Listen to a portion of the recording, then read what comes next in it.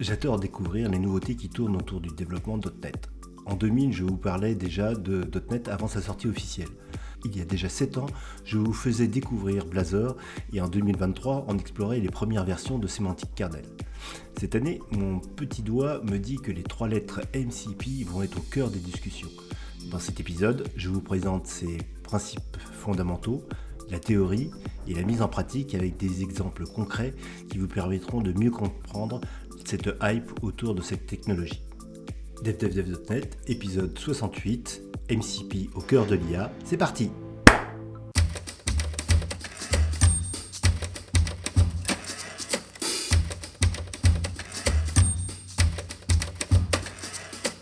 Bien, bonjour et bienvenue pour ce 68e épisode de DevDevDev.net. Alors aujourd'hui, on va parler un petit peu d'intelligence artificielle et du fameux protocole MCP, le modèle contexte protocol qui est quelque chose qui fait fureur en ce moment. Et pour parler de tout ça, je reçois Anthony Simon. Bonjour. Bonjour. Staff développeur, software développeur chez Worklip, .NET expert technical leader et blogueur sur son blog post qui est anthonysimon.com. Et également Laurent Campé, bonjour. Salut tout le monde. Microsoft MVP depuis 2003, catégorie développeur technologie, team leader et distinguished solution architect chez Innoveo. Bien. Et qui blogue sur laurentcampé.com. Et qui blogue sur Laurent. J'en profite. Bien, donc on va parler donc de ce fameux modèle contexte protocole. Alors qu'est-ce que c'est? Alors d'abord ce que ce n'est pas, pardon.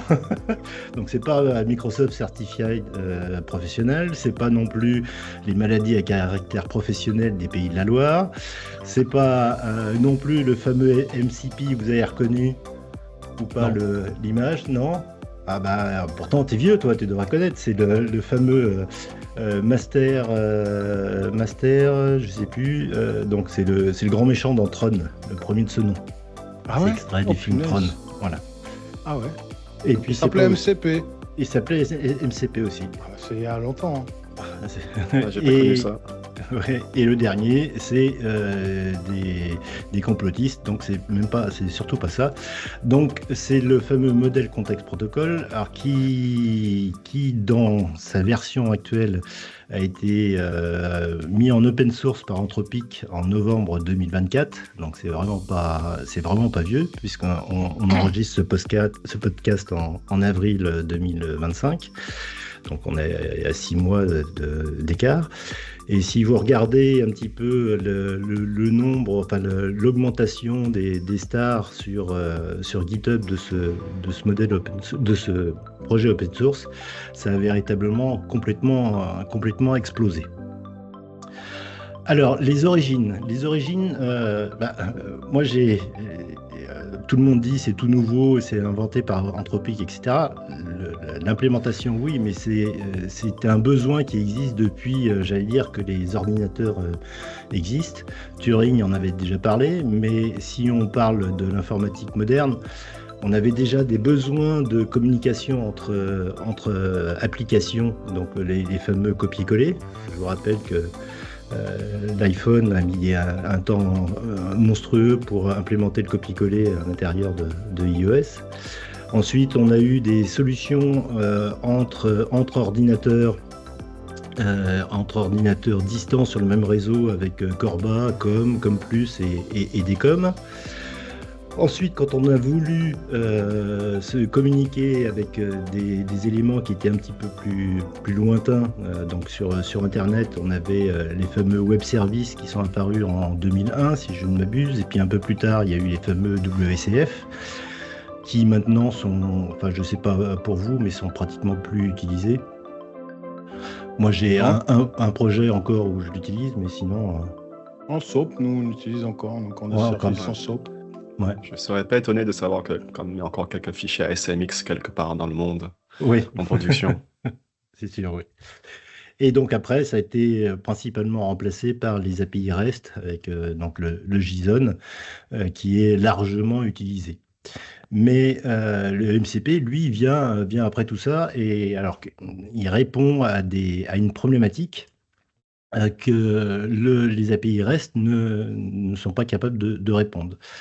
Donc, la problématique au niveau de l'IA, c'est ses besoins de ressources et d'outils extérieurs et d'avoir accès à ces ressources extérieures de façon transparente et le plus simple possible. Quand vous avez des API REST, il y a tout le monde qui fait son implémentation dans son côté. Et c'est un petit peu complexe pour arriver à mettre ça en œuvre dans ces projets d'intelligence artificielle. C'est déjà une approche, hein, avec tout ce qui est function calling. C'était une des premières approches. Oui, LLM était capable de distinguer une API qui pouvait retourner de l'information en disant j'aimerais que tu appelles cette API pour moi pour récupérer plus d'informations, quoi. Ouais. Et d'ailleurs, OpenAI a essayé de promouvoir un protocole dans ce style-là reposant sur les API REST, mais ça n'a pas fonctionné. Donc, si on fait une comparaison entre le MCP et les API REST, la première chose, c'est qu'au niveau de la communication, en API REST, on est en requête-réponse. On envoie une requête et on a une réponse, alors qu'avec le MCP, on est en bidirectionnel, véritablement, et on est en temps réel. Au niveau de la découverte des fonctionnalités des API, en API REST, la plupart du temps, c'est une configuration qui est manuelle. On peut avoir, avec les standards, une représentation de ce que fait son API, mais c'est pas implémenté systématiquement. Alors que dans MCP, c'est véritablement au sein du protocole, c'est automatique et c'est dynamique. C'est-à-dire qu'on verra, à chaque fois qu'on utilise un serveur MCP, on va lui demander qu'est-ce qu'il fait, quelles sont ses fonctionnalités, et il doit répondre. Mais là, je peux rajouter quelque chose. Oui. Je suis un peu...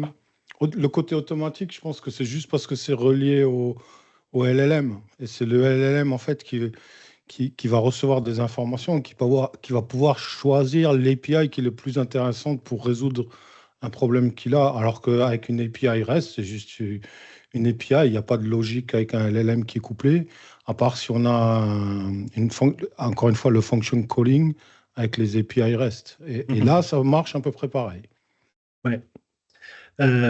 Ensuite, l'idée, c'est d'avoir une extensibilité qui soit en plug and play, c'est-à-dire que ce soit extrêmement facile, alors qu'avec les API REST, toujours pareil, comme on a des définitions qui peuvent être différentes, c'est pas simple.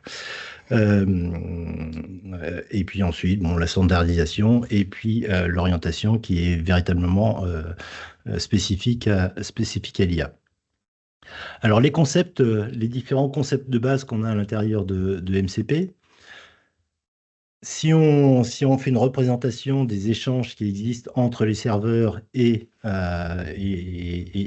l'application principale, donc on a l'application cliente qui, elle, communique avec son LLM. C'est ce qu'on appelle le host. C'est ce qu'on... Oui, si tu veux, oui. Et celui-ci communique avec les différents serveurs de façon unifiée, c'est-à-dire que quel que soit le serveur, c'est toujours de la même façon dont il l'appelle. Et c'est le protocole de communication, c'est du JSON RPC, très précisément. Et après, chaque serveur, lui, peut faire ce qu'il veut. C'est-à-dire qu'il peut interroger une base de données, il peut interroger des API REST, il peut interroger les systèmes de fichiers, il peut interroger aussi un LLM s'il a envie. Et vous avez remarqué que là, il y a un petit rectangle, pour ceux qui voient la vidéo, il y a un petit rectangle gris pour faire la différenciation entre il y a deux principaux types de serveurs. Il y a les serveurs qui sont in process et les serveurs qui sont en out of process. Et donc, on verra ça plus en détail quand on entrera dans la technique du serveur à lui-même, quoi. Mais je voulais juste faire la distinction entre le host, le client et le serveur. Parce qu'en fait, contrairement à une REST API où la plupart des frameworks ont la stack HTTP cliente pour pouvoir appeler le côté serveur, en MCP, on va avoir besoin d'un client, d'un framework client pour pouvoir appeler notre API, notre serveur MCP. Et donc, il y a la partie host, c'est vraiment l'application qui va utiliser le client MCP pour parler avec un serveur MCP. Le host, ça peut être des tools comme ce qu'on sait, Cloud Desktop, ou ça peut être VS Code, ça peut être un peu n'importe quoi, votre propre applicatif. Donc, il y a vraiment cette distinction entre le host, le client et le serveur. Ensuite, alors qu'est-ce que fait le serveur? Lui, il expose des ressources, des outils ou des prompts. C'est-à-dire que principalement, là, dans ce qu'on va voir aujourd'hui, c'est on va montrer comment on utilise des outils, mais il faut savoir qu'on peut aussi exposer des ressources et des prompts. Alors les prompts, ça veut dire que on peut avoir une question et, entre guillemets, il reformule la question, c'est-à-dire il redonne un nouveau prompt qui sera utilisé vers le LLM pour améliorer la performance des interrogations. Le client, lui, il se charge d'établir la connexion stateful avec le serveur, et on a un protocole qui est forcément bidirectionnel, avec une gestion des notifications côté client s'il le veut. Une chose qui est importante, c'est que le client, ou le host, comme tu veux, reste le maître. C'est-à-dire que tout l'historique doit rester dans l'application hôte. C'est l'application qui se gère de l'historique.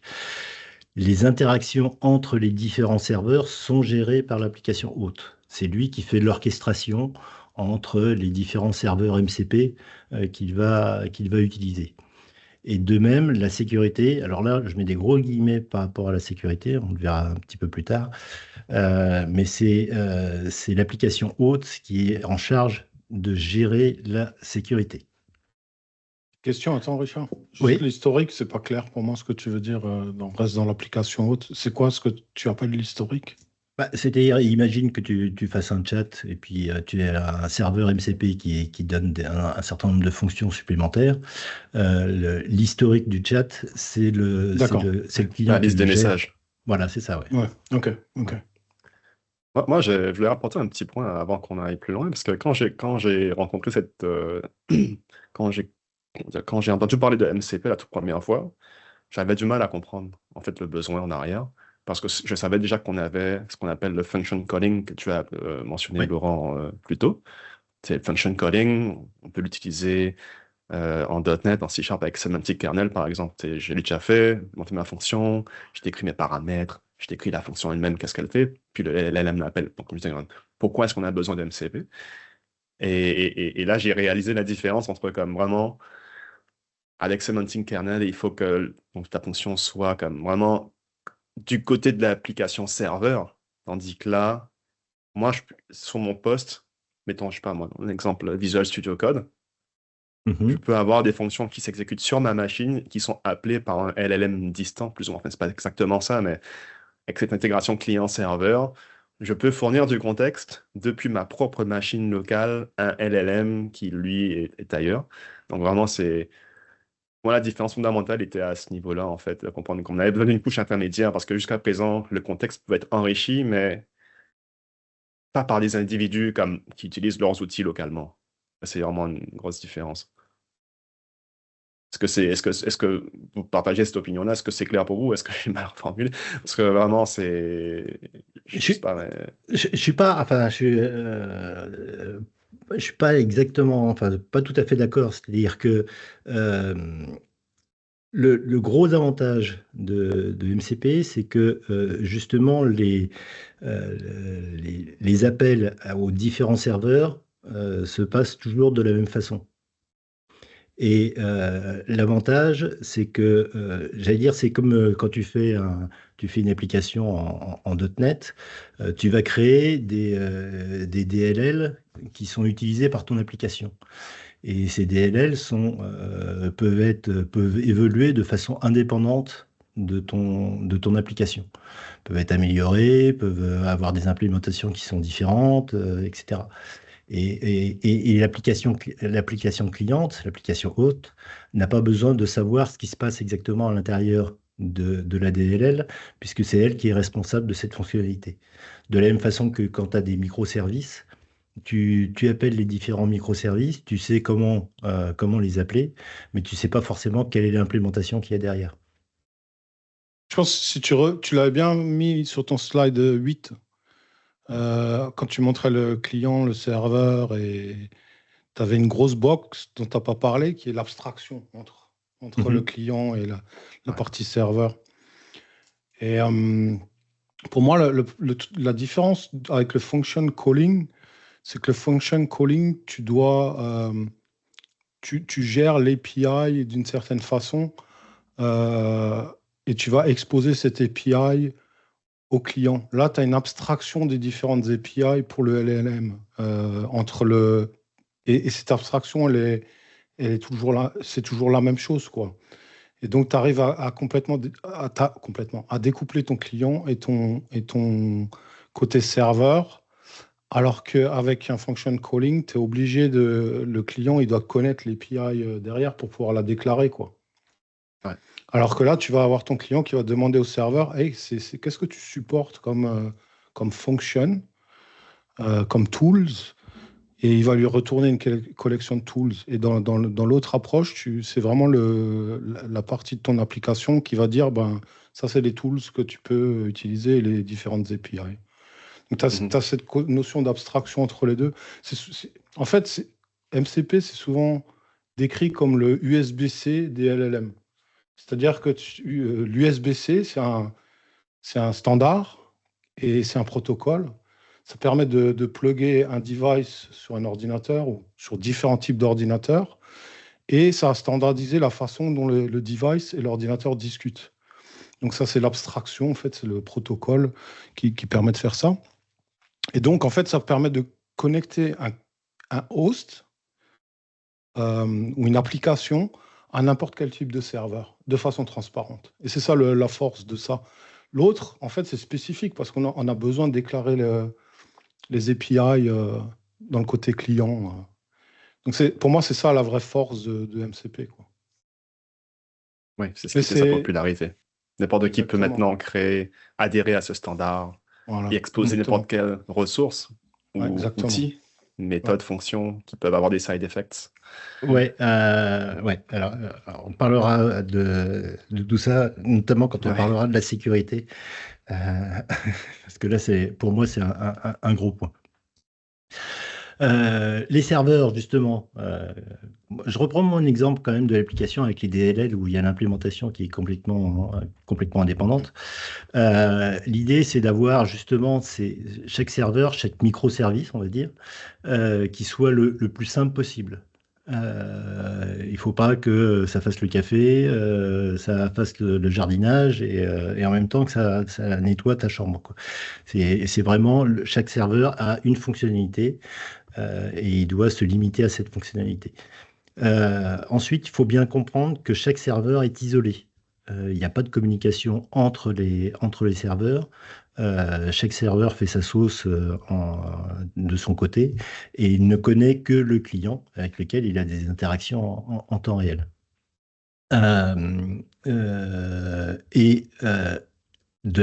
Toujours de la même façon, le serveur ne connaît que son contexte plutôt que le contexte que le client a bien voulu lui exposer. Ensuite, c'est ce que tu disais, Laurent, il y a cette histoire d'USB, USB-C, c'est-à-dire de notion de plug and play. C'est-à-dire qu'on peut rajouter des serveurs de façon très rapide, de façon très simple, que les serveurs et les clients peuvent évoluer chacun de leur côté de façon complètement indépendante et qu'il y ait une rétrocompatibilité entre les différentes versions de chaque côté, quoi. Après, c'est toujours pareil, hein, donc la simplicité, il faut qu'il soit simple à construire, qu'il se focalise sur une fonction unique et qu'il soit simple. Enfin, ça, c'est j'allais dire, du blabla traditionnel pour le développement d'une application en disant que chaque élément doit être le plus simple possible. techniquement parlant, alors là, on va rentrer dans le dur, c'est-à-dire comment c'est implémenté, notamment avec le SDK de Microsoft, comment c'est implémenté concrètement. La première chose, c'est que entre le client et le serveur, il y a un protocole de communication qui doit être mis en place, qui doit être stateful et directionnel. C'est-à-dire que euh, euh, le client et le serveur peuvent communiquer en temps réel, l'un avec l'autre, dans les deux sens. Le serveur et le client, il y a une relation qui est vraiment de 1 à 1. Pour que c'est pas l'idée, c'est pas d'avoir 15 000 utilisateurs en même temps. Et puis après, le protocole de communication, bah, c'est du JSON, bête et méchant, hein, comme on l'utilise tous les jours. Les options de transport, c'est-à-dire que comment est-ce que quel est le transport qui est utilisé entre le host, le client, et le serveur. Non, là, c'est Alors, vraiment entre le client et le serveur. alors, il y en a deux. Il y en a deux. Il y a le STDIO, où il y a le Streamable HTTP. Le STDIO, c'est in process, c'est-à-dire que l'application cliente et le serveur MCP sont dans le même process. Au niveau de Windows, c'est exactement dans le même process. Je suis pas certain de ça. Si, Désolé. si, Comment ça marche quand tu lances un Docker container et que tu échanges à travers son STDIO? C'est pas le même process. Alors avec le Docker, je ne sais pas, mais si tu prends par exemple tout ce qui est en NPX, ton NPX est en local, en Node.js, etc.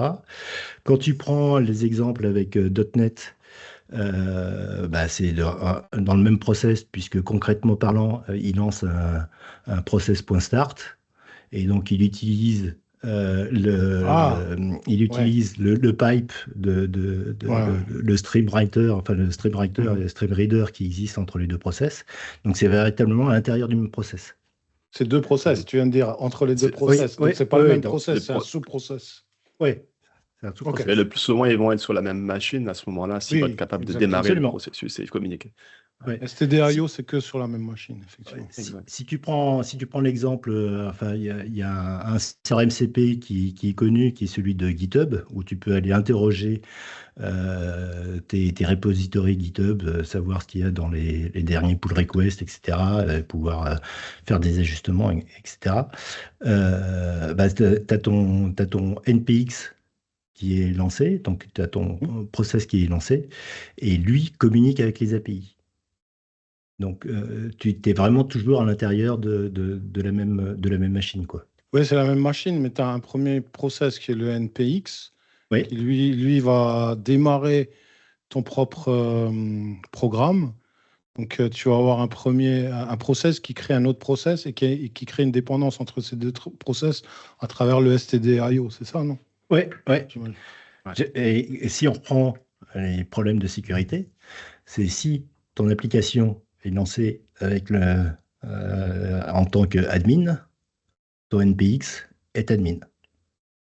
Oula, et là, c'est l'intelligence universelle qui contrôle ta machine. Voilà. Et bon, il y a par exemple, il y a une chose qui est un peu extraordinaire, c'est que vous avez aussi un autre serveur MCP qui s'appelle le file system, donc qui permet d'aller voir ce qu'il y a dans ton disque dur. Et ben ton serveur MCP et ton application cliente lisent ton disque dur. Tu lui donnes un répertoire de départ. Alors après, il peut y avoir des bugs. Mais... Non, mais ça veut dire aussi que le LLM va connaître ce qu'il y a sur ton disque dur. Bon, bref. Et la deuxième solution, c'est le Streamable HTTP, où là, c'est une communication avec de type text event stream. Donc, c'est avec un serveur HTTP entre guillemets classique qui supporte ce texte event stream comme dans le header. Et donc, il y a des échanges comme ça qui se font. Et là, par contre, si on voit au niveau sécurité, on va le voir juste après, bah là, il faut gérer l'authentification au hôte, etc., quoi. Est-ce que vous connaissiez, vous, SSE avant ChatGPT? Moi, j'ai découvert avec. Tu Moi, sais, non. quand j'ai Moi, je ouvert ne connaissais mes pas, oui. browser tools, là, les outils de navigateur Chrome, par exemple, et puis là, ou Edge, peu importe, là, j'y vois le protocole, quand tu tapes des messages et qu'il te répond comme progressivement, je trouve ça comme très, très, très agréable. Tu peux annuler la réponse et tout. Je pensais à WebSocket. Et puis là, je vois le protocole SSE. Je me suis renseigné là-dessus dans la doc de Firefox et Mozilla, etc. Et en fait, au final, ça a été introduit dans .NET 9, si je ne me trompe pas, hein. Non, 10. 10 SSE, Ouais, c'est dit. SSE, c'est dit? apparemment, c'est une pull request qui est arrivée dans la version 10. Et en fait, ils utilisent une preview pour le modèle Context Protocol, si j'ai bien compris, hein. Et il me semble que c'est Et- que à partir de la 10. Ouais. non, mais je vois un package sur Nuget, System Net Server Sent Events, et 9.0.0, publié il y a 5 mois, fait que je dirais quand même que c'est venu avec le framework 9. Mais bon, ça, c'est des détails, ça ne concerne pas exactement MCF, j'imagine, mais quand même intéressant de voir ce protocole-là utilisé largement dans tout ce qui est application AI au final. Ouais. Ce qu'il faut, moi, ce que j'ai lu sur sur les SSE, c'est que au niveau robustesse, par exemple, si vous avez, alors je vais peut-être faire hurler les gens, mais si on héberge son application à SP Core sur IIS, c'est pas super fiable. Donc Sur quoi? sur IIS. Ça existe Hein. encore, ça? Ouais, Bah oui. ouais, ouais, ouais, ouais. Ah, ok. Est-ce que ça cause des connexions? Ouais, c'est-à-dire que si on La veut gestion des avoir, connexions? ouais, si on veut avoir des choses qui est plus stable, etc., vaut mieux utiliser effectivement les WebSockets Ouais. pour avoir du streaming. Si on voit par exemple, comment ça s'appelle là, bon, dans Blazor, c'est les WebSockets, mais il y a aussi celui qui fait du chat aussi. Ça y est, je me souviens plus la solution chez Microsoft. Signalaire. Signal. Signalaire. Moi, c'est la première fois que j'ai entendu des SSE, c'est quand ils ont lancé Signalaire. Je ne sais plus quelle version, c'est peut-être le de la première, je ne sais plus. Mm. Et en fait, c'est un des transports sur lesquels ils basculent en fonction des capacités qu'il y a Ouais. sur le serveur, c'est SSE. Donc l'authentification, enfin pour ce qui est de la sécurité, donc c'est dans du streamable, c'est obligatoirement du hôte et c'est le client qui en est responsable.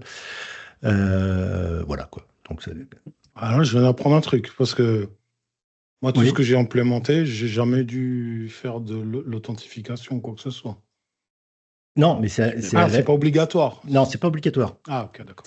C'est obligatoire si tu fais du SSE. Ok.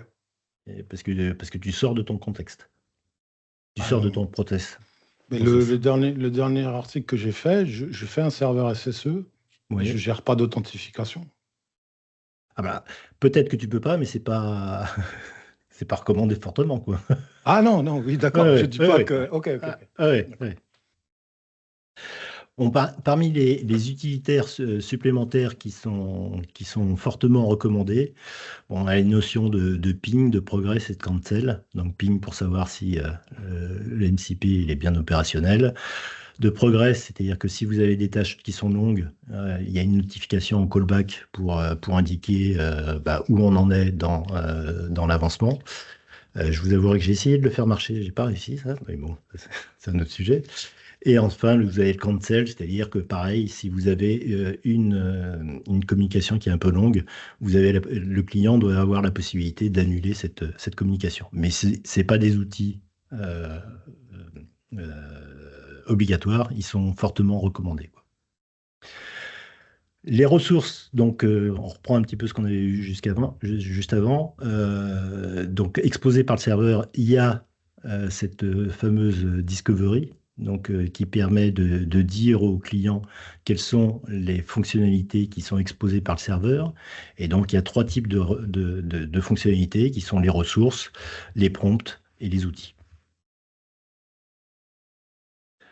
Les solutions de Microsoft. Alors, les solutions de Microsoft, il y a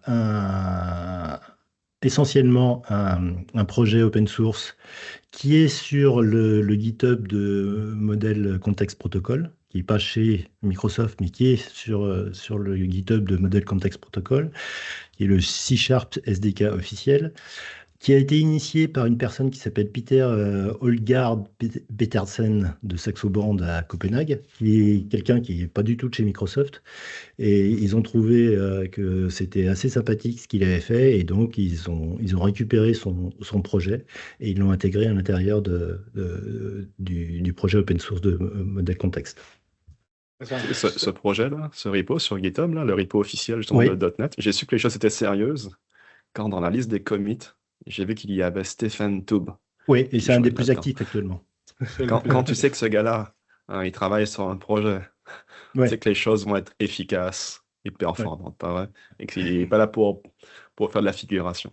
Ouais. Bah, il y a 3 ans, effectivement, il était sur sémantique kernel à fond. Après, il s'est un peu calmé, et là, il est sur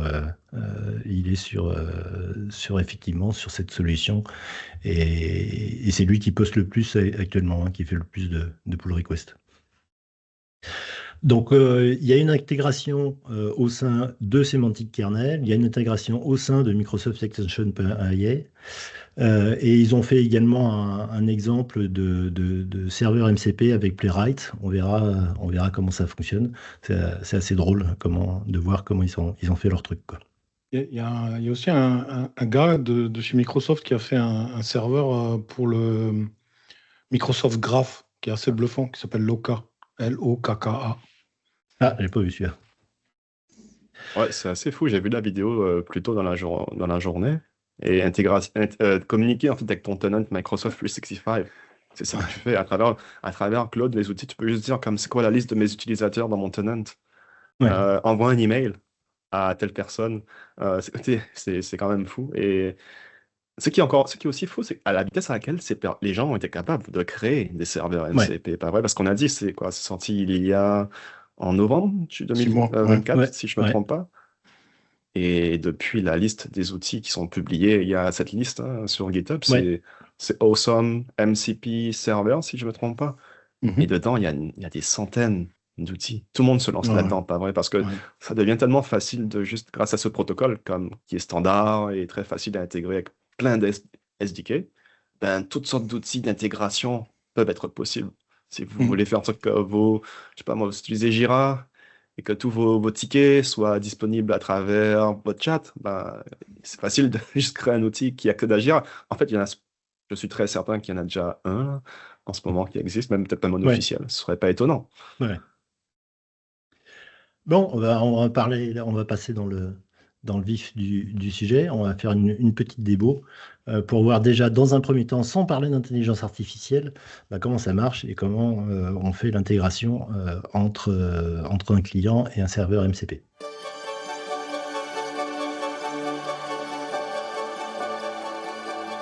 devdevdev.net.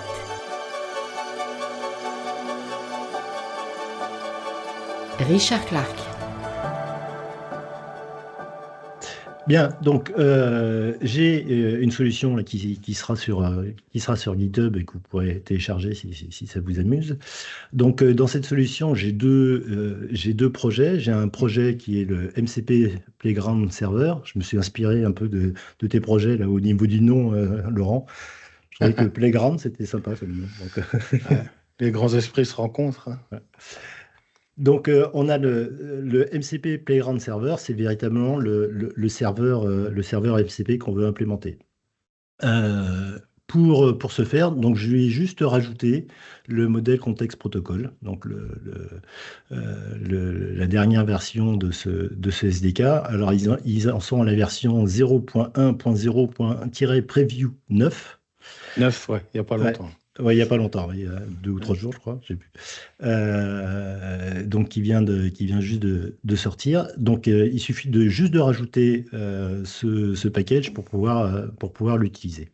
Donc là, en fait, tes serveurs, c'est en STD.io. Parce que pour le SSE, tu as besoin d'un autre. Oui, oui, oui.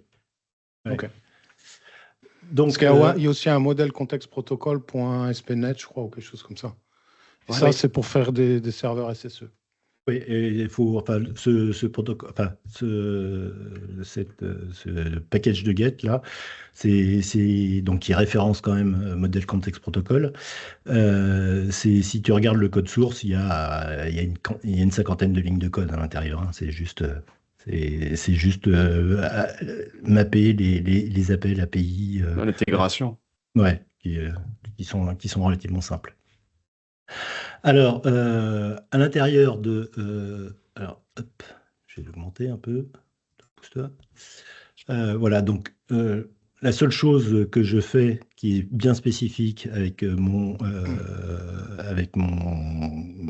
serveur MCP, c'est juste, je vais rajouter dans les services, je vais lui indiquer que c'est un serveur MCP, que j'utilise le protocole STDIO, et après, je lui dis, va découvrir l'ensemble des outils qui sont au sein de cette assembly. Donc, on va voir que les différents outils que je vais exposer, je vais juste rajouter un attribut à la classe et à la méthode. Et après, lui, par réflexion, va savoir quels sont les outils qui sont exposés. Oui? Ouais, je vais juste dire un truc, c'est mon dernier post, je montre comment en fait compiler, publier un serveur MCP avec l'AOT, Advanced of Time Compilation, ce qui fait que j'ai un serveur qui fait 17 mégas, je crois, un truc comme ça. Mhm. Et ça ne marche pas avec le With Tools from Assembly, exactement pour ce que tu disais, parce que ça utilise la réflexion. Ouais. Ils ont une autre extension, tu peux faire Ouais. With Tools With tools, et with passer un prompt. truc générique et tu lui donnes le nom des tools et là, ça va marcher en AOT. Ouais. Tu as d'autres méthodes d'extension avec with tools, with prompt, with ressources, etc. Quoi. Donc, où tu décomposes les différents outils que tu mets à disposition. Ouais. Donc, comment ça se passe ici? Donc là, j'ai un premier outil qui est merveilleux, donc qui est l'outil Echo. Donc la seule chose qu'il faut faire, c'est donc rajouter cet attribut MCP Server Tool Type à notre classe. Puis à chaque méthode dans laquelle on veut implémenter une méthode, un outil à proprement parler, on ajoute cet attribut MCP Server Tool qui attend comme propriété le nom de l'outil, c'est ce qui sera utilisé par le client, et également une description qui indique qu'est-ce qu'il fait. Donc c'est lui qui sera utilisé par le LLM, c'est-à-dire que quand on va appeler le LLM, on va lui dire il y a un certain nombre d'outils qui sont à ta disposition, et j'en ai un qui s'appelle Echo, et qui répond aux échos, avec Echo, le message du client. Donc, c'est la description qui va dire, qui va permettre de dire au LLM, tiens, j'ai cette fonctionnalité, j'ai cette possibilité-là qui est exposée. La description, en fait, elle est très importante. On se rend compte que c'est grâce à ça que l'AI, le modèle, sait qu'est-ce qu'il peut faire avec le tool. Exactement. Je veux juste clarifier une chose où j'ai vu chez beaucoup de personnes de la confusion. C'est pas le LLM qui va appeler le tool, hein, la fonction. Le LLM, en fait, on va lui donner une liste de fonctions. Et cette liste de fonctions, elle va utiliser justement cette... J'interromps Laurent qui est en train de nous spoiler la suite de l'épisode pour vous rappeler de vous abonner à la chaîne YouTube, de cliquer sur j'aime et n'hésitez pas à laisser un commentaire. Et qui va récupérer le résultat et qui va retourner ça au LLM et le LLM va écrire sa réponse. Du tool. Mais c'est pas le LLM qui appelle les tools. Ouais, tu es en train de spoiler tout ce que je vais dire par la suite, toi. Fallait mieux préparer, fallait me dire. Bon, donc ça c'est j'ai mon programme où je dis que j'ajoute mon serveur et ensuite j'ai mes différents outils donc avec les différents attributs qui permettent de décrire quelles sont les fonctionnalités qui sont utilisées. Donc ça c'est mon exe qui a été créé. Ensuite au niveau client, juste une chose, vous voyez dans mon outil, c'est si on lui envoie le message gloops, là je lance une exception pour dire qu'il ne marche pas. On verra à quoi ça sert plus tard.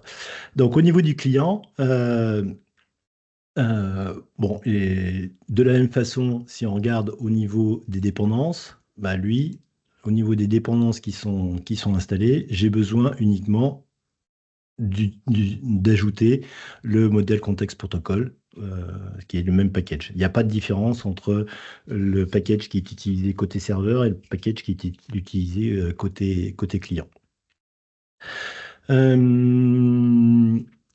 Et si on regarde donc maintenant le code de mon application cliente, bon, j'ai les logs, on s'en fout. Donc la première chose, c'est que je vais définir quel est le protocole de transport que je vais utiliser. Donc là, je lui dis que je vais utiliser le protocole STDIO.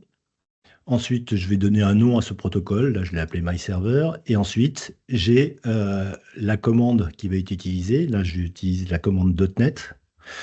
Et avec la liste des arguments. Et donc là, je lui dis, en gros, je lui fais un .NET run de mon projet.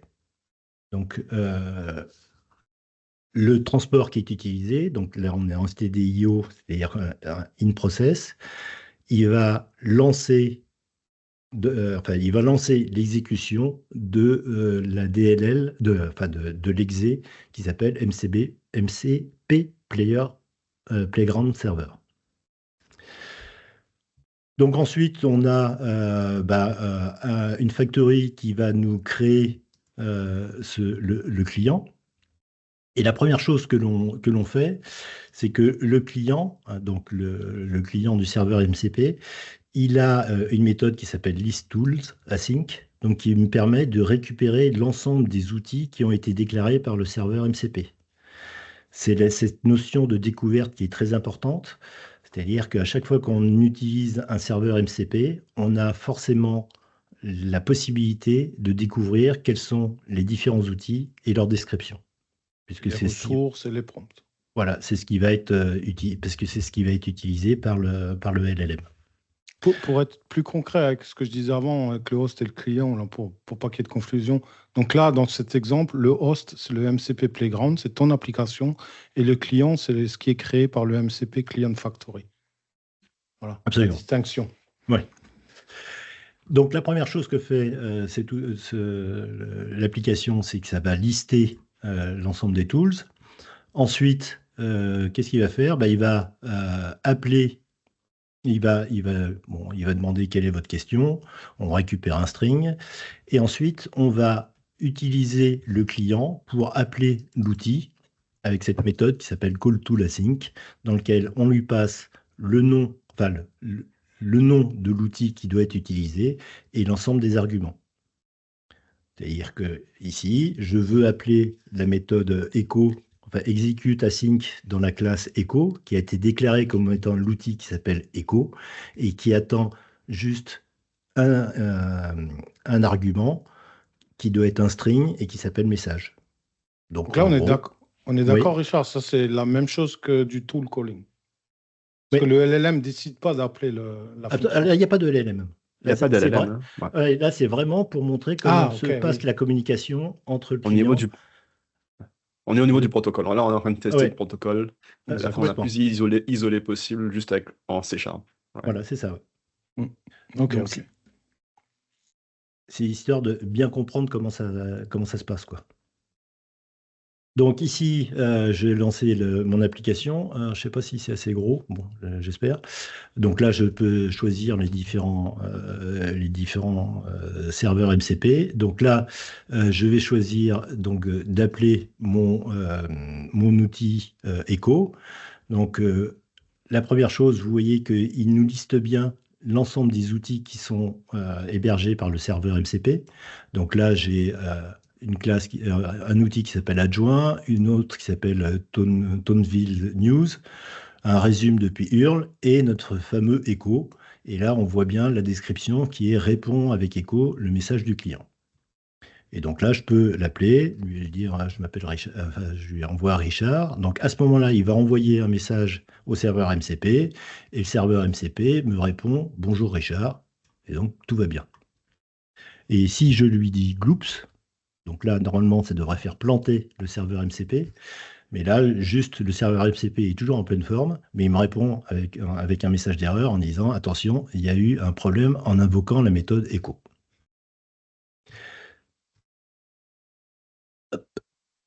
Si on voit qu'est-ce qui s'est passé de façon concrète, alors je vais aller chercher. Hop. Au niveau du client, là, donc j'ai un certain nombre de logs que j'ai enregistrés sur le disque dur dans ces appels. Donc si on regarde les différents logs, hop.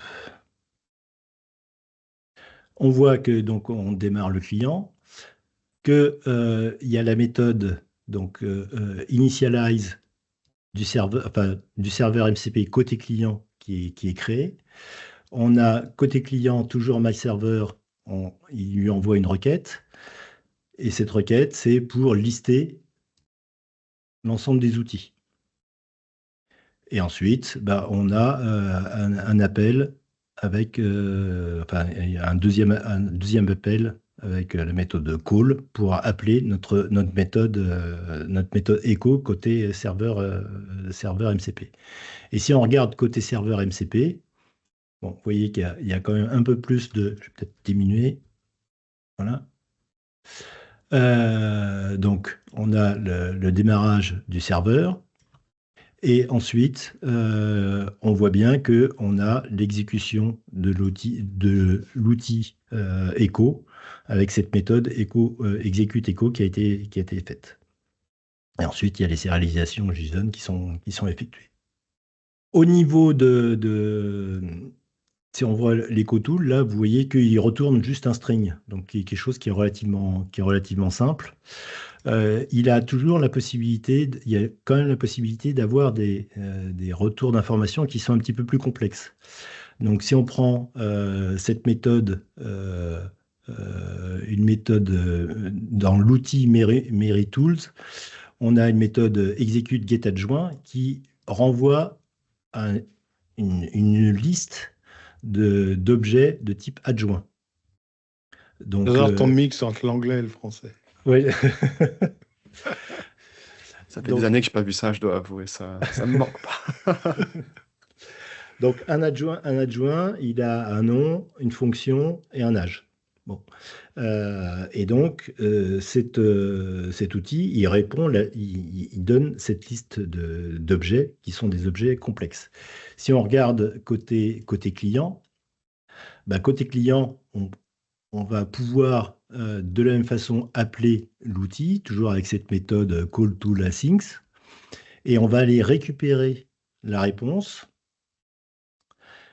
On va désérialiser la réponse en sachant qu'on sait que c'est une classe de type adjoint. Donc là, j'ai créé un record avec la propriété name, la propriété function et la propriété âge.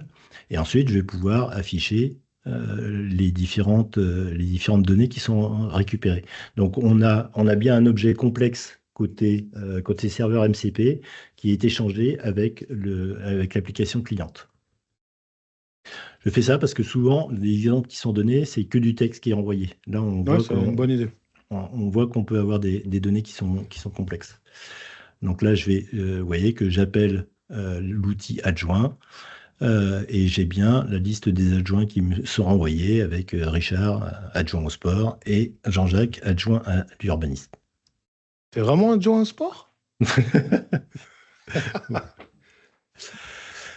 Une autre chose aussi qui est... Donc là, on a une application cliente qui est MCP Playground, qui utilise ce serveur MCP Playground Server.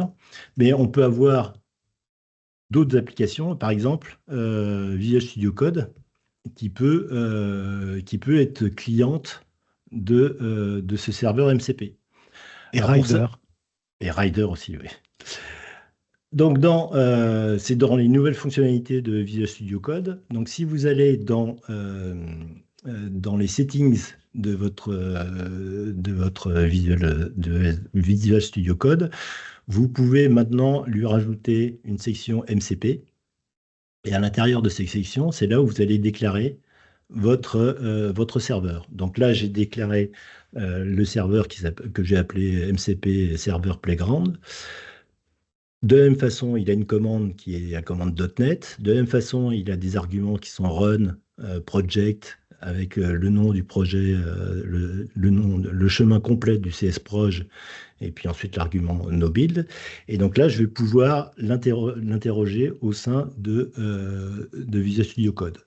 Donc si je lance le chat dans Visual Studio Code, là, je me mets en mode agent. Et si je regarde la liste des tools qui sont dans Visual Studio Code, vous allez voir que j'ai mon serveur GitHub parce qu'il est global, mais j'ai bien mon serveur MCP serveur Playground qui est ici, et j'ai la liste des outils qui sont disponibles pour Visual Studio Code. Donc là, j'ai bien adjoint, Townsville, résumé depuis l'URL et la méthode echo. Vous voyez que dans Visual Studio Code, vous pouvez cocher et décocher les différents outils que vous avez qui sont à votre disposition pour dire celui-là, j'en veux pas, ou ce genre de choses. Donc là, je vais pouvoir l'interroger et lui dire, par exemple, qui est l'adjoint au sport. Donc là, Visual Studio Code va utiliser ChatGPT, ChatGPT va utiliser, Visual Studio Code va utiliser le serveur MCP pour lui donner les informations complémentaires qui viennent de mon serveur MCP. Et vous voyez qu'à l'intérieur de Visual Studio Code, il me met bien l'adjoint au sport de Townsville et Richard est âgé de 60 ans. Et ça, je n'avais pas demandé de diffuser mon nom, mais enfin ça, c'est un autre sujet. Et comme tu disais, le serveur MCP, au final, n'a pas eu accès au message. Tout ce qu'il a reçu, c'est l'évocation de Oui. la fonction, pas vrai? Ouais. Alors, si j'avais appelé, j'avais appelé la méthode echo, je lui aurais envoyé je lui aurais envoyé le message. C'est-à-dire Oui. pour qu'il me réponde bonjour Richard. Mais c'est le client, c'est bien l'application cliente qui est responsable des données qui sont envoyées au serveur MCP. Comment tu as fait pour pas avoir de prompt qui te demande à chaque fois si tu acceptes d'appeler le serveur? Il y a une settings ou quelque chose? Non, parce que je l'ai lancé avant l'enregistrement et j'avais déjà cliqué OK. Donc normalement, si effectivement Visual Studio Code est pointilleux à ce niveau-là, pourquoi je mets mes mails? C'est pas mes mails que je veux. Voilà. Non, je vais y arriver. Non, il l'a gardé dans l'historique. Donc peut-être qu'il faudrait que je crée un nouvel historique. Voilà. Non, mais c'est pas grave. C'est vrai que moi, chaque fois, il me demande, donc je ne sais pas si c'est un changement de version. Si, c'est logique. Non, voilà. Donc la première fois qu'on l'appelle dans un chat, il te dit je vais avoir besoin d'appeler cette méthode run adjoint et il me demande si je continue ou pas, quoi.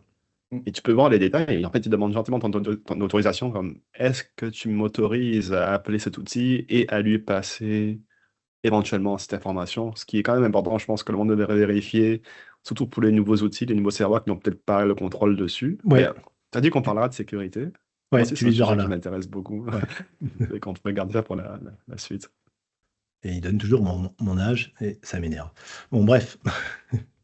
Bien, donc jusqu'à présent, on a vu comment on interagissait entre le serveur MCP et l'application cliente, et Mais il n'y a toujours pas d'intelligence artificielle, donc ça fait presque 1 heure qu'on parle. Normalement, d'intelligence artificielle, pour l'instant, on n'a pas vu le moindre bout du nez.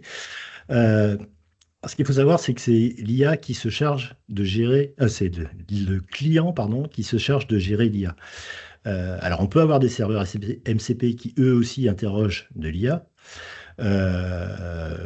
et qui eux-mêmes interrogent de l'IA, etc. Ça, c'est Inception. Mais de façon globale, c'est le client qui gère son IA et qui lui dit, voilà quels sont les différents outils qui sont exposés par mes serveurs MCP. Donc, c'est véritablement le client qui gère tout ça. Une chose importante également, c'est que l'IA qui est utilisée doit supporter les tools, ce qui n'est pas le cas de tous les LLM qui existent sur le marché. Donc, il faut aller vérifier, on verra avec Ollama, il y a la possibilité de vérifier si les outils, les LLM que l'on veut utiliser supportent bien les tools. Et puis, il y a une chose aussi qui est importante, c'est est-ce que le LLM est pertinent dans le choix des tools? Puisque par définition, on va lui dire, voilà quelle est ma question au LLM, et voici quels sont les différents outils qui sont à ta disposition que je pourrais utiliser pour toi. Par définition, on lui pose une question, on lui donne des outils, il nous donne une réponse. Cette réponse, elle peut être plus ou moins pertinente. Et là, il y a une mesure qui a été faite sur la pertinence du choix de l'outil qui va être utilisé. Et c'est aussi une complexité à partir du moment dans une application où vous allez avoir plusieurs serveurs MCP. À quel moment les différents serveurs MCP risquent d'avoir des domaines communs. Imaginons qu'il y en ait un qui se charge de gérer le sport à la mairie de Tonville et qu'il y en a un qui se charge de gérer les différents adjoints de Tonville. Quand on va poser une question sur l'adjoint au maire, sur l'adjoint au sport du maire, de la mairie, est-ce que c'est tel serveur MCP qui doit être utilisé ou c'est tel serveur MCP qui doit être utilisé? Et pour ça, vous avez donc le Berkeley Function Calling Leaderboard, donc, qui vous indique les performances des outils, des différents LLM pour la pertinence du choix de l'outil. Donc, on va faire une petite démonstration enfin avec de l'intelligence artificielle. Donc, je vous disais, cette histoire de pertinence, là, c'est le Berkeley Function Calling Leaderboard. C'est là où vous pouvez voir justement entre les différents LLM la performance, la latence, etc. qui existent. Au niveau de, si vous utilisez là, la démo que je vais faire, je vais utiliser Ollama.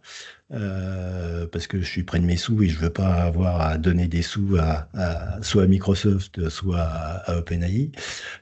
Donc, quand vous allez sur Ollama, donc la solution qui permet d'héberger des LLM sur sa machine, vous avez donc l'onglet qui vous permet d'afficher les différents modèles. Donc là, on a Gemma 3, DeepSeek, etc. Vous voyez qu'en haut, vous avez la possibilité de cocher Tools et d'afficher uniquement les LLM qui supportent les tools. Donc, on a Mistral, on a Llama 3.3, 3.2, 3.1. Si j'ai utilisé 3.1, je ne sais plus pourquoi. Bon, je l'avais déjà installé, je crois, depuis un moment, et puis je n'avais pas suivi la hype à ce niveau-là. Donc, on va revenir à mon code. Donc, cette fois-ci, je vais avoir j'ai toujours les mêmes outils. Hein. J'ai ma liste des adjoints. J'ai Tonville Tool qui donne les dernières informations concernant la ville de Tonville, donc qui renvoie juste un texte avec disant qu'on est aujourd'hui, donnant la date qui fait 25 degrés, que le maire c'est Jean Bonneau, et que l'équipe de rugby a perdu contre l'Aviron Bayonnais 55-10. Évidemment. Ah bah oui, ça c'est... Jean Bonneau, elle est pas mal. Ouais, tu sais que le boulanger de ma ville s'appelait Jean Bonneau. Bon, bref. Ah ouais? À Bayonne? Oui, pas non, Ah, quand on raconte. Hein? Chez moi. Ouais. Bien, donc ici, j'ai de nouveau un client qui, de la même façon, bon là, j'ai un système de log. Cette fois-ci, je vais créer donc je vais utiliser la bibliothèque Microsoft.extension.ai pour utiliser le LLM. Donc lui, il permet de créer un chat avec Ollama, juste avec la classe Ollama Chat Client, qui est très simple, où je lui indique juste quel est l'URL du serveur Ollama et quel modèle je veux utiliser.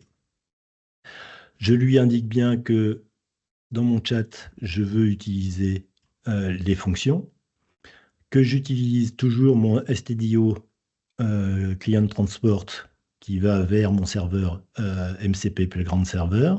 Donc là, pour l'instant, il n'y a rien de bien spécial. Et ensuite, je lui demande d'afficher la liste des outils, toujours. Et après, j'ai une liste de prompts, j'ai une boucle où je peux lui poser toutes les questions que je veux. Donc j'ai bien mon chat. Mon chat, il va appeler le serveur Ollama et qui va me donner la réponse et qui va interagir avec mes outils. Donc je vais lancer mon application. Je vais utiliser mon intelligence artificielle. Et donc là, je peux lui poser toutes les questions que je veux. Donc je vais lui demander qui est le maire de Tonville, par exemple. Donc là, ça va me lancer Ollama en local sur ma machine. Donc ça met un petit peu de temps. Et donc, il me répond bien que le maire de Tonville est M. Jean Bonneau et qu'il a inauguré le parc de la ville aujourd'hui à 17h, le 17 avril. Donc, la ville de Tonville, elle n'existe pas, jusqu'à preuve du contraire. Alors, il y a encore moins de chances que ce soit M. Jean Bonneau qui soit le maire de la ville existante. Et donc là, on voit bien qu'il a interrogé véritablement l'outil que je lui ai mis à disposition, donc mon serveur MCP. Et si je continue, quel est le dernier résultat de l'équipe de rugby? Bien, elle va me répondre là beaucoup plus vite parce qu'il n'y a pas eu d'initialisation. Ils ont perdu 55-10 contre l'Aviron Bayonnais. Bon. Maintenant, ce qui va être intéressant, je pense, ça va être de voir qu'est-ce qui se passe au niveau des interactions entre le client, le LLM et le serveur MCP, de façon détaillée. Donc là, je vais rajouter des logs là, et on va faire exactement la même chose, c'est-à-dire qu'on va l'interroger.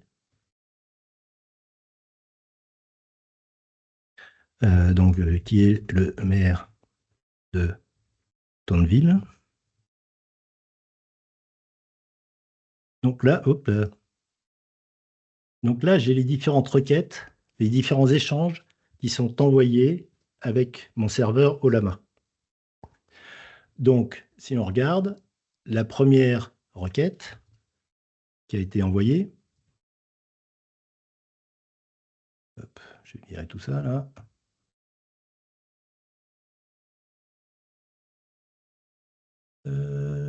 Alors, voilà. Donc, c'est la première requête qui a été envoyée au serveur Ollama. Donc, on lui dit, je veux le modèle Lama 3.1.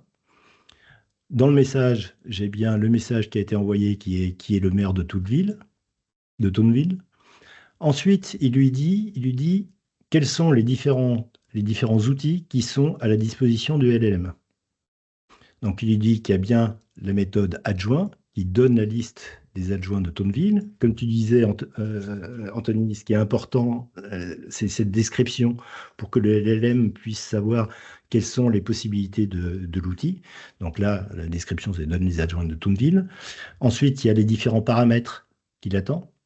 Bon, là, il n'y en a pas, donc tout va bien. J'ai L'autre méthode l'autre fonction qui est ToneVid News, donc qui donne les dernières informations concernant la ville de Toonville. Toujours pas de paramètres. Et ensuite, on a quelque chose de plus complexe qui est Résume depuis l'URL, l'outil qu'on n'a pas vu là. Mais là, vous voyez qu'au niveau des propriétés qui sont données, il y en a beaucoup plus. Il y a beaucoup plus d'informations, beaucoup plus d'arguments qui sont envoyés au LLM pour décrire cette fonction. Et enfin, oui. Donc ça, c'est vraiment du function calling ou tool calling, comme on appelle ça, quoi. Et la dernière fonction, qui est notre méthode echo, on voit bien qu'on a la description répond avec le message avec echo et avec echo le message du client.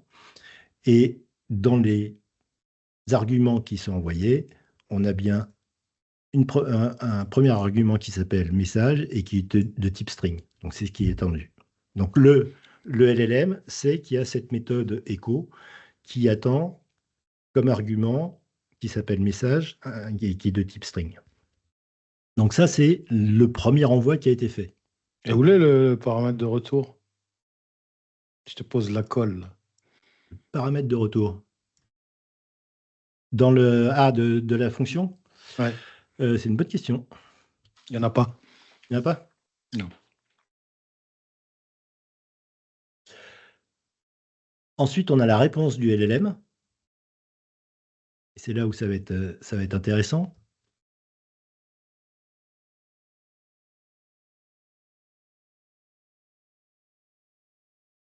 La réponse du LLM, c'est juste, il me dit, j'ai besoin de l'appel d'une fonction pour pouvoir avancer. Donc là, je comprends pourquoi tu me disais que je te spoilais. Là, tu montres vraiment tout le mécanisme, c'est super. Ouais. Et ensuite, quel est le nom de cette fonction? C'est la fonction ToneVille News. Donc, à partir de la question qu'a reçue le LLM et des différents outils qui étaient à sa disposition, il a vu qu'il avait besoin de renseignements supplémentaires. Et ces renseignements supplémentaires, c'est la méthode ToneVille. Et donc, il demande au client de lui donner des informations à ce niveau-là. Et donc, c'est là où, par exemple, dans VS Code, il te demanderait l'autorisation de l'appeler. Oui, absolument. Et juste pour dire aussi, si là, on a un truc très simple où il n'y a pas de paramètres, mais imaginons qu'une des fonctions, c'est avoir une information sur une personne de la mairie. Et par exemple, Richard, il écrit quel est le rôle de Richard. Eh ben, on verrait il y aurait non seulement la fonction ToneVille information ou je ne sais pas quoi, et le paramètre personne qui aurait la valeur qui est mise à Richard. Ouais. Donc ça, c'est vraiment le LLM qui construit l'espèce de message JSON qui va dire tu appelles cette fonction et tu utilises ces paramètres. Donc on passe d'un message écrit en langage humain, on va dire, à du JSON qui va mettre les bons paramètres, les bonnes valeurs des paramètres dans le JSON. Et enfin, le dernier envoi. Alors, donc on a appelé le LLM avec la question qui est le maire de Toonville. Le LLM nous a répondu en disant j'ai besoin que tu appelles la méthode Toonville News. Le client a appelé la méthode Toonville News. Il a récupéré les informations en disant aujourd'hui il fait tant, etc. Et à ce moment-là, il va renvoyer une requête auprès du LLM en lui donnant toutes les informations qu'il a eues.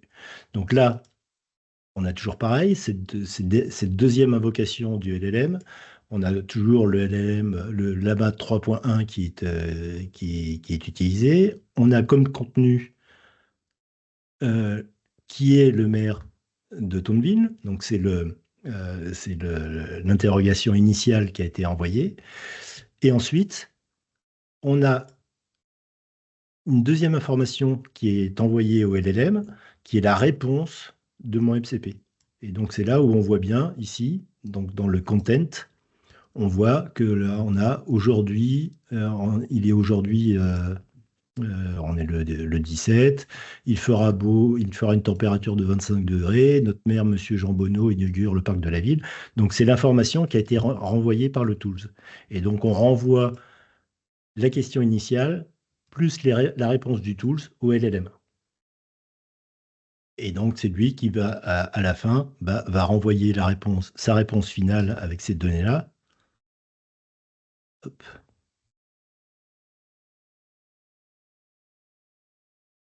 Et c'est là où on voit une réponse qui est relativement courte, qui est le maire d'Automville et Jean Bonneau, etc. Donc, c'est la réponse finale. Donc, on voit ici que on n'a pas eu une interaction 1-1 avec le LLM. On a eu une première interaction. On lui a demandé, on lui a posé une question. Lui, il nous a dit, j'ai pas tout ce qu'il me faut, donc donne-moi les informations complémentaires. Le client a appelé le MCP pour récupérer ces informations, puis après réinterroger. Donc, et sachant que du coup, l'application, enfin, l'utilisateur final, il ne sait pas qu'il a fait 2 appels au LLM.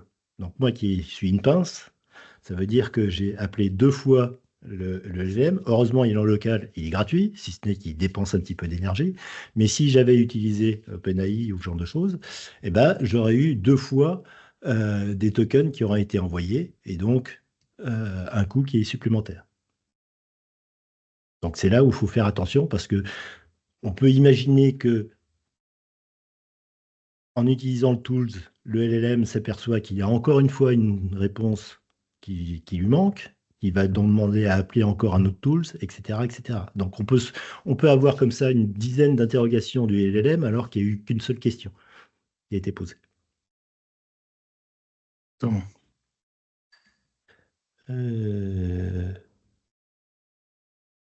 Donc voilà ce que je voulais dire. Qu'est-ce que je voulais rajouter? Ouais, la température. Ouais, il y a le facteur de la température qui est important. Bon, c'est pas. On va. Il y a une chose que tu n'as pas montré, je crois, Richard, c'est justement l'aspect, tu as utilisé Microsoft Extension AI comme Oui. partie Oui. LLM, on va dire, Mhm. interaction avec le LLM, mais je ne crois pas que tu as montré comment tu passes les tools du MCP Server à Microsoft Extension AI. Ou alors j'ai loupé ça. Pardon? Tu parles de la ligne répétez la question. 61 en particulier? Tu vois, tu récupères ta liste de tools, là, ligne 46, mais cette liste de tools, tu dois la passer à ton client. Et ça, il ne me semble pas que tu l'aies montré. Comment on faisait ça?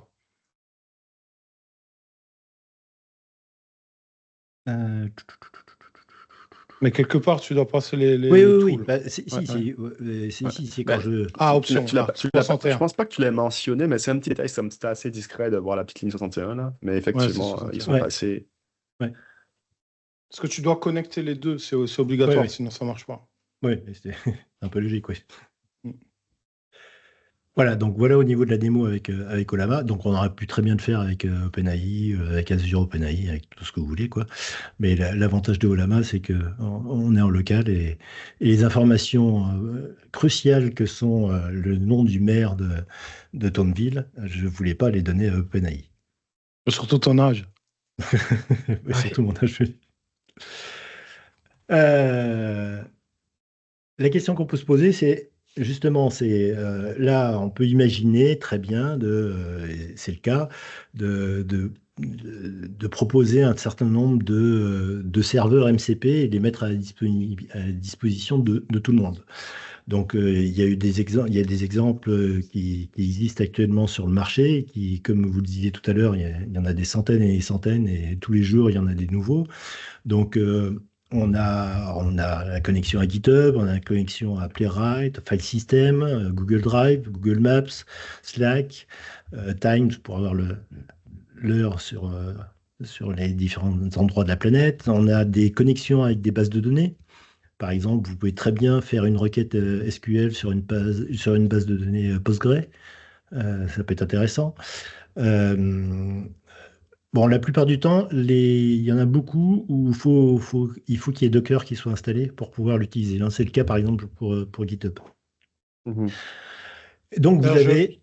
Ouais. D'ailleurs, juste encore un petit peu de pub. Un de mes posts qui sera en lien dans l'article montre comment justement créer un MCP serveur et le publier sous forme de conteneur Docker.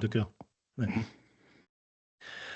Donc là, vous avez sur le serveur, enfin sur le GitHub de Model Context Protocol, vous avez, si vous allez sur /serveur, vous avez la liste des différents serveurs qui existent actuellement. Enfin, ça augmente régulièrement. Il y en a une autre qui est sur Awesome MCP Server aussi. Les deux sont un petit peu redondantes, donc je pense qu'il y en a un qui va disparaître, et je pense savoir lequel c'est. Bon, bref, vous avez comme ça tout un tas de serveurs MCP qui arrivent. La question qu'il faut se poser, c'est, et ça reprend maintenant un petit peu la question de la sécurité, c'est maintenant, qu'est-ce qu'on va faire un petit peu de tout ça? Est-ce que vous croyez à ce qu'il y ait un marketplace qui risque de se mettre en place ou une sorte de nugget, si on peut dire, des serveurs MCP et on irait piocher et utiliser ces serveurs MCP? Ou est-ce que c'est plutôt une utilisation avec un développement local qui se ferait? Alors, moi, je viens de t'envoyer un lien. Là, Ouais. il y a je ne sais plus si c'est la CTO ou la CEO qui m'a contacté. Un site qui s'appelle mkinf.io, Make Inference. Et c'est pour hoster justement des agents qui conversent avec des MCP, quoi. Et donc, je pense qu'il y a des gens qui ont commencé à bosser sur ces espèces de marketplace. Donc, ouais, j'imagine que ça, c'est des choses qui vont arriver. Si on n'a pas envie d'hoster nous-mêmes, à la fin, comme tu disais, ça peut être une API. C'est une API qui peut être hostée comme on le veut. Notre serveur MCP, où on peut utiliser ces autres serveurs MCP. Peut-être on n'a pas envie de déployer le GitHub MCP sous forme de Docker dans son infrastructure. Donc j'imagine que oui, on va avoir des services comme ça. Mais moi, ce que je vois un peu plus, j'en discutais la semaine dernière avec mon frère, c'est, imagine maintenant, on a un serveur MCP. En fait, la comparaison, c'est, on parlait des web services. À l'époque, dans les web services, avec SOAP, il y avait un truc qui s'appelait UDDI. C'était une registry de services. Et moi, je me demande s'il ne va pas y arriver des choses comme ça, où en fait, on va pouvoir interroger un serveur MCP en lui disant, ben voilà, je veux faire ça. Et ce serveur MCP, il va répondre avec, au lieu de répondre avec une liste de tools, il va répondre avec une liste d'autres serveurs MCP que le LLM va pouvoir interroger après pour récupérer des tools plus précis et faire des requêtes. Donc, marketplace, oui, mais je me demande s'il ne va pas y avoir encore plus loin ce genre de service-là, quoi. Peut-être. C'est vrai qu'on n'a pas mentionné quand même un aspect où, mettons, je prends un exemple, un serveur SCP tout à l'heure, j'avais parlé de Jira. Pour accéder à Jira, il faut quand même que tu fournisses une certaine forme d'authentification. Ah oui. Pour que le serveur puisse accéder à tes données. D'ailleurs, bon, on n'a pas finalement parlé de la sécurité, d'ailleurs. Mais... Oui, parce que justement, le problème, pour moi, c'est un des gros problèmes de ce système-là, c'est que tu n'as, je ne veux pas dire que tu n'as aucune maîtrise, mais le fait, par exemple, qu'il y ait 2, 3, 4 échanges avec le LLM, et quelles sont les informations qui sont envoyées au LLM, tu n'en as absolument pas la maîtrise. Non, c'est clair. Donc, et même, moi, ouais. ce qui vraiment vient me chercher, c'est il y a énormément de serveurs sur le marché, et c'est dur de savoir quels sont les serveurs de confiance. Bon, peut-être vérifier s'ils sont faits par la compagnie d'un produit en question, Oui. mais quand je vois une personne lambda qui a développé un serveur MCP qui te permet d'accéder à GitHub, c'est un exemple, hein, Oui. on peut imaginer n'importe quel autre produit web, etc. Et qui, en paramètre, il faut effectivement passer mon API key ou un token d'accès à ce serveur distant. Je ne sais pas en fait qu'est-ce qui se passe dans le serveur, qu'est-ce que la personne a programmé comme outils, qu'est-ce que ces outils-là font. Peut-être qu'ils répondent bien, mais peut-être qu'au passage aussi, ils injectent des choses ou ils exfiltrent des informations de Un ma clone machine. de ton GitHub repository par derrière. On ne sait pas. Ouais. Ouais, et puis, Alors, et puis en plus, comme il n'y a pas une question de versioning ou ce genre de choses, euh, il peut très bien te dire, bah, si, regarde le code source, voilà le code source, et derrière, il fait une évolution, et dans son évolution, il rajoute des choses qui sont malveillantes, quoi. Ouais, parce que Ah, c'est mais très ça, facile d'installer les serveurs. Après, on l'a vu, là, dans ton exemple, c'était avec .NET. Bon, tu as exécuté le tool sur ta machine, mais quand c'est Docker, tu vas sur la page de la doc. Dans VS Code, tu as une intégration pour dire que tu veux rajouter un outil. Il y a un petit helper pour ça. Il te dit, ah, OK, c'est quoi le nom de l'image Docker, finalement? Regarde, oh, tu copy-paste. C'était très rapide. Tu mets ton secret et boum, c'est réglé. Ah, mais Effectivement, mais tu sais pas qu'en arrière, la distribution de cet outil, ben, qu'est-ce qui s'est passé par rapport même au code source de son code source, tu n'as aucune garantie. Donc. ça, c'est quels que soient les services que tu utilises, si tu appelles une API REST, si tu intègres un NuGet dans ton programme, si Oui, tu n'es même pas si tu installes un confiant programme sur sur ta machine. Enfin, ouais. Ouais. Mais c'est installer un juste que là, programme, c'est ouais. devenu tellement facile d'accès Ouais. que je me demande si les développeurs, parce que je pense quand même la cible en ce moment, le marché, c'est un peu plus les développeurs, on va se le dire, avec cette intégration dans les IDE, n'est-ce pas? En tout cas, c'est ce à quoi moi je suis exposé principalement, n'est-ce pas? Mais c'est juste tellement plug and play. Je vais dans un store ou une liste, hop, Ouais. je copie-paste. Même pas besoin d'installer. Tu sais, c'est pas vraiment une installation, c'est juste comme je copie une information d'installation, très facile. Et puis je lisais cet article, c'était en anglais, le S pour MCP stand for security. Il n'y a pas de S, effectivement, il n'y a pas de sécurité. Oui, il n'y a Bon, pas de... il va un peu loin, mais ouais, c'est vraiment comme limiter l'accent sur effectivement l'implémentation des serveurs MCP, le fait qu'ils peuvent inclure de l'injection là-dedans pour exploiter des données, etc. Et qu'on devrait faire attention, en fait. Je pense qu'il va y avoir peut-être de l'accent qui sera mis sur ça dans le futur. Le protocole en tant que tel, il est sécurisé.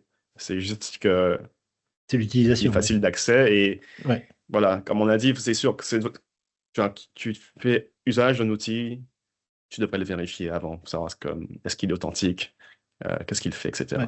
Bah, c'est pour ça que moi, que tu parlais de l'UDDI, là, ça n'a pas marché. Il faut être clair, l'UDDI. C'est c'est tombé à l'eau parce que justement, enfin, et je pense que cette histoire de marketplace pour les serveurs MCP, j'y crois absolument pas, moi. Je vois pas pourquoi ça fonctionnerait parce que justement à cause de ça, à cause des problèmes de sécurité, à cause des problèmes de, on peut pas vérifier. Quand c'est GitHub qui propose, on va dire globalement on lui fait confiance. Peut-être un Mais modèle comme Docker Hub. Docker Hub, tu vois les images, tu sais que, ben Mongo, il y a un petit logo là qui dit c'est approuvé. ouais, Après, tu le fais confiance. ouais. Ouais, mais GitHub, imagine si tu prends un serveur GitHub, si tu prends un serveur MCP GitHub qui a été fait par GitHub, tu vas devoir lui donner ton PAT, ton Personal Access Token. Mais il va accéder des données qu'ils ont déjà. Donc pourquoi eux te piqueraient des données qu'ils ont déjà, tu vois? Non, c'est pour ça que je dis que pour GitHub, ça pose pas de problème. Mais mais c'est pour les autres. Mais où je voulais en venir un peu plus loin, c'est que, imagine maintenant, dans tout ça, tu as le LLM.